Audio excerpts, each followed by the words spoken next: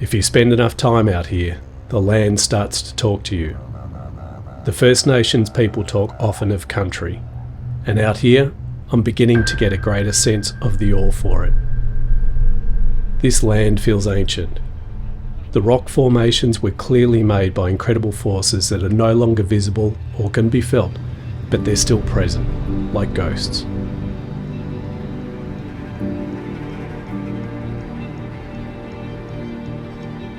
As long as I can remember, I've always wanted to ride in the Finke Desert Race. I've been fortunate enough to have travelled and rode all over the world in some of the most far-flung places known to man. Still, that ride between Alice Springs and the community of Aputula, also known as Finke, in the middle of a sunburnt desert, has always eluded me.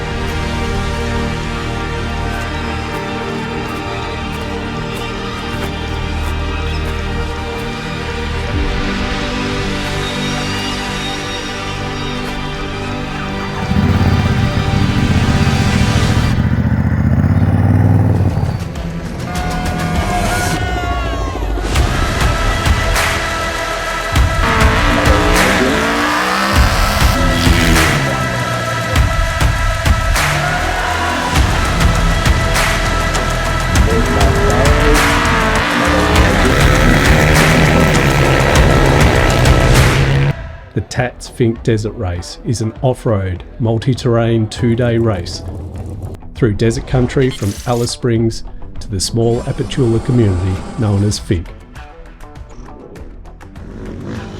The race crosses the Finke River, believed to be the oldest river in the world, and is held every year on the King's Birthday long weekend, the second weekend in June.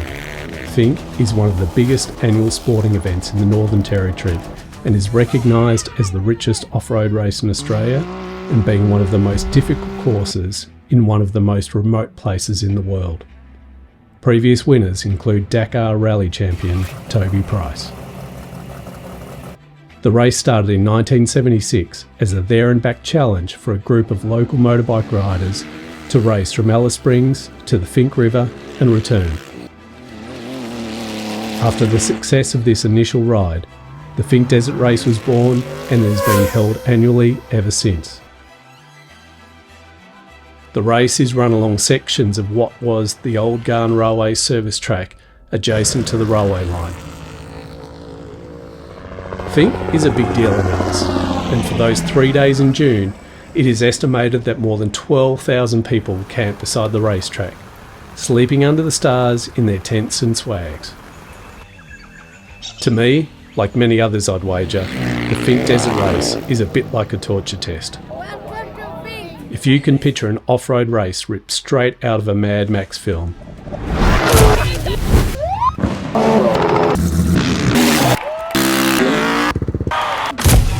you're starting to get close to what Finke is.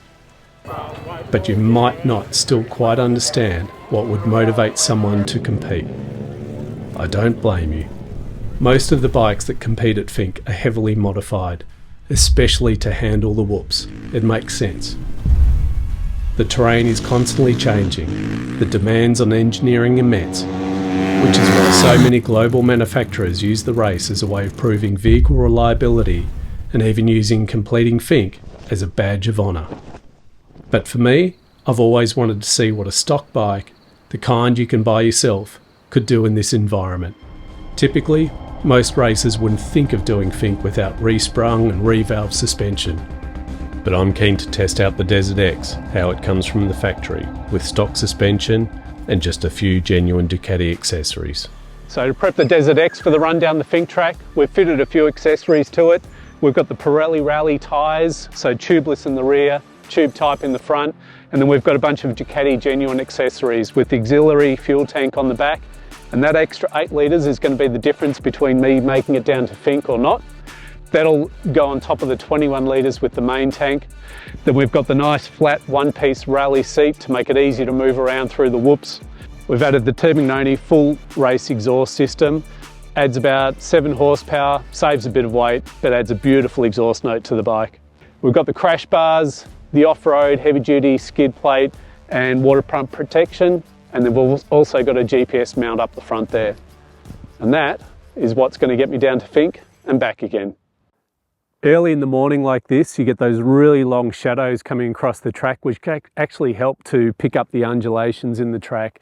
In some ways makes it easier than when the sun's high in the sky and you can't pick up those undulations. And sometimes there's some little kickers hidden under the sand there, some sharp, hard edges. They're the ones that you don't want to hit. There is a bit of moisture in the track, so maybe not quite as much dust. Dust isn't going to worry me though, I'm out there by myself. The way this track cuts up from all the bikes and buggies going over it is unbelievable. The whoops end up the size of Volkswagen Beetles, massive big holes just over the crest of some of these hills. That's the nasty stuff that can catch you out, I think.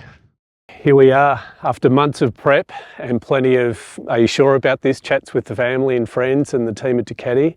We're out here on the outskirts of Alice Springs with the Finke track just down there, and it's daring me on to head south for Finke. Finke Desert Race is 229 kilometres each way from Alice Springs down to Finke and back again. The competitors get an overnight rest down there, bit of time for some technical repairs, but I'm going to have a go at doing it in the one day on the DesertX.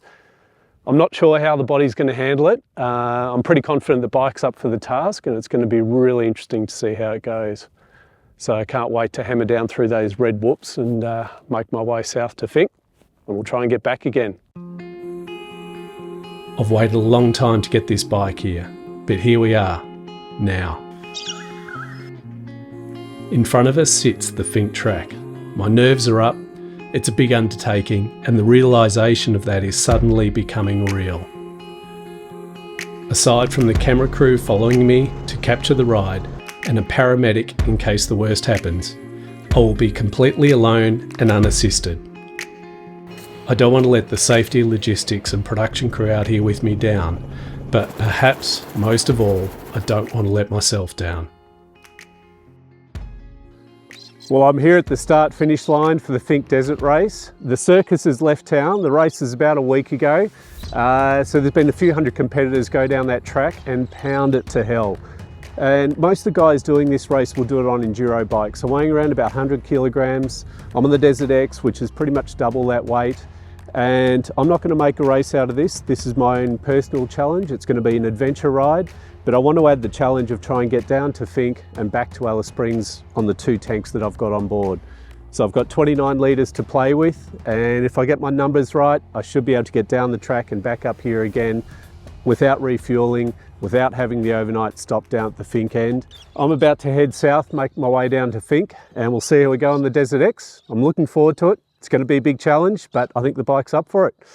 Let's rip into it.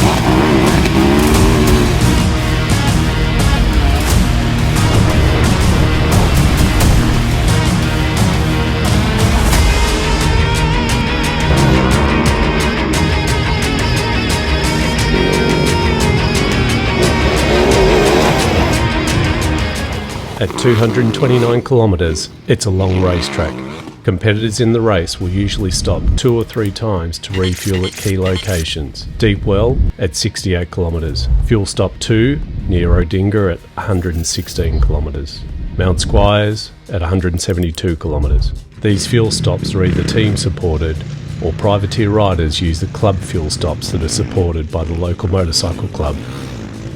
But on the DesertX, I'll be riding straight past each of these fuel stops all the way to Finke. And if our plan works out, return to Alice with just the fuel I have on board. 460 kilometres through the desert, on a racetrack with rocks, sand and constant whoops. A big ask of any bike's fuel economy, and a big ask of the bike's suspension.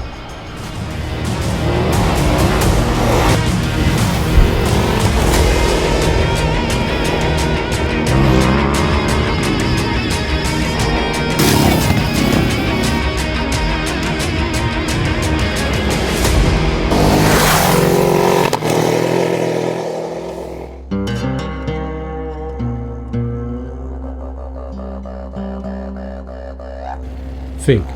Doesn't seem too much going on around town when I roll up, but a few kids are happy to see me at least.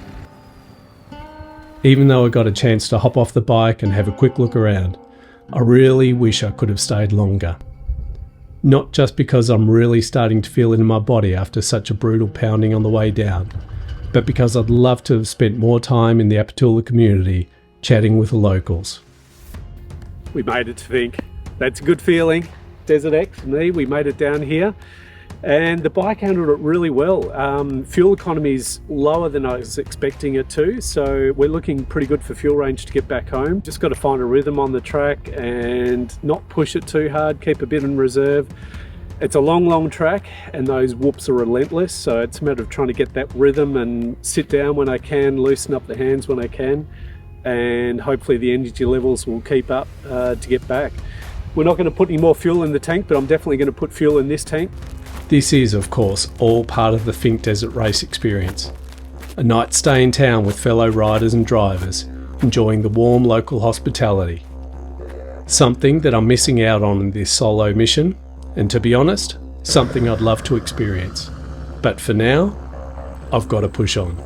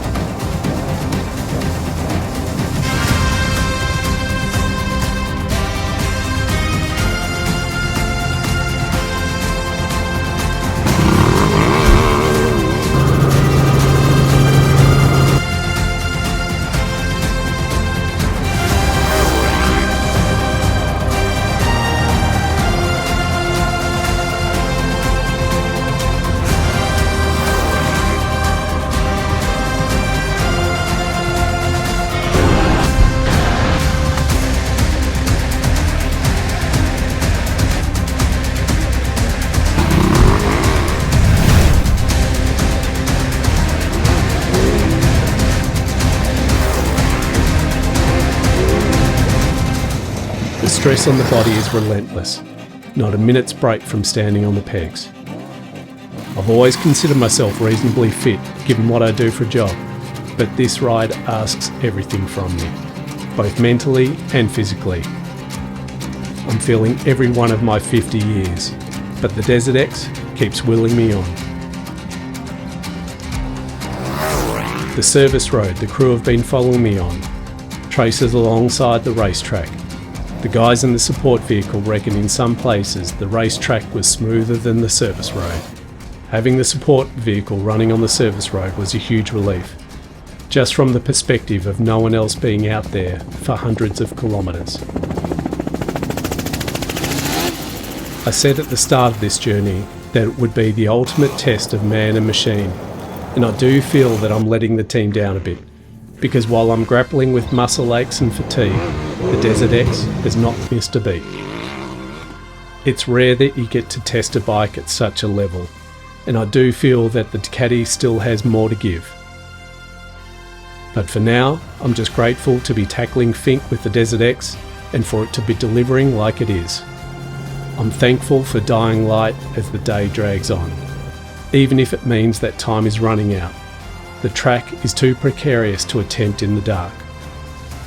As I enter the prologue track near the start-finish line, it was so tempting to turn up the wick, but I'm conscious of the precious few millilitres of fuel that must remain in the tank now.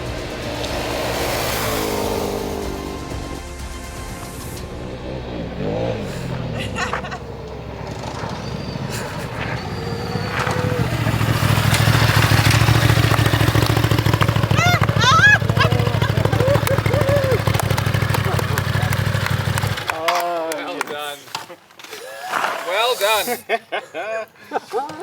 did! And it still says 0. What's the distance to empty say? Oh man, 0. And has been for 15 kilometres. Oh yes, yeah. It's such a relief. That is so good. Oh wow. I was so stressed out in that last 20 or 30 odd Ks. Saying, come on, we're gonna make it, we're gonna do it. Oh, that's awesome. Finke Desert Race. Thought about racing it many, many times. The way we've done it today, a little bit of a different experience, not racing it, but it was our own personal challenge, and it definitely lived up to the expectations. It felt really good to get down there and then to get back again and ride that track all the way was amazing. I'm probably thankful that I didn't share the track with 600 other competitors out there, because I had nice, clean, dust-free run. But aside from that, it was amazing to do it. Absolutely loved it. When we first got on the track, kind of felt like the suspension was a little bit soft in places, but in fact, I think that actually looked after me. I still feel really fresh, and I think the suspension and all the handling of the bike helped me just relax and just find a good rhythm and flow really well. And the torque of the motor was amazing. I was a lot of the time 6th gear, just rolling through those sandy whoops and just letting the torque of the motor pull its way through, and got really good fuel economy numbers. We made it here, so that was the goal. Mission accomplished. Now we're just got to make it back to Alice Springs. Minor detail. Ducati has an incredible reputation as a motorcycle manufacturer, and this project illustrates that Ducati can build capable off-road motorcycles too. Even in standard form, the DesertX has proven to be a bulletproof companion for really riders from all walks of life. Finke has a well-respected reputation in the off-road world as a tough race. It is acknowledged as the fastest desert race in the world. We weren't out to set speed records, but I was determined to get that bike over the line without refueling. We did it. Funny thing is, I thought when I got back to Alice Springs that I would feel like I've completed something. I have, after all, ticked a big item off my bucket list. But the racer in me wants more.